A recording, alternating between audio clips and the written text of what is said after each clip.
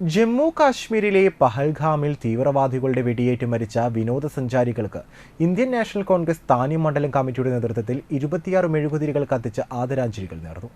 മണ്ഡലം കോൺഗ്രസ് കമ്മിറ്റി ഓഫീസിന് മുമ്പിൽ നടത്തിയ ചടങ്ങിൽ മണ്ഡലം കോൺഗ്രസ് പ്രസിഡന്റ് മെഴുകുതിരികൾ കത്തിച്ചു നൽകി.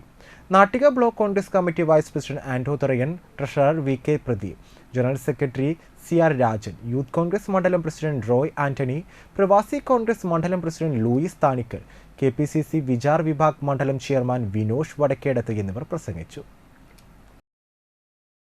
ജമ്മു കാശ്മീർ എന്ന അതിനെ ഉൾക്കൊണ്ടുകൊണ്ട് മുന്നോട്ട് പോയവരാണ്.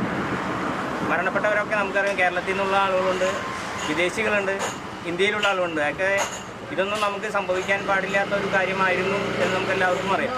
പക്ഷേ ശക്തമായ നടപടികൾ സ്വീകരിക്കണമെന്നാണ് ഈ സമയത്ത് ഞങ്ങൾക്ക് സൂചിപ്പിക്കാനുള്ളത്. സർക്കാരുകൾ അവിടുത്തെ നിയമപരീക്ഷ ഉറപ്പാക്കിക്കൊണ്ട് മുന്നോട്ട് പോകാനായിട്ട് പ്രത്യേകം ശ്രദ്ധിക്കണം എന്നുള്ള കാര്യം കൂടി ഈ സമയത്ത് ഓർമ്മിപ്പിക്കും.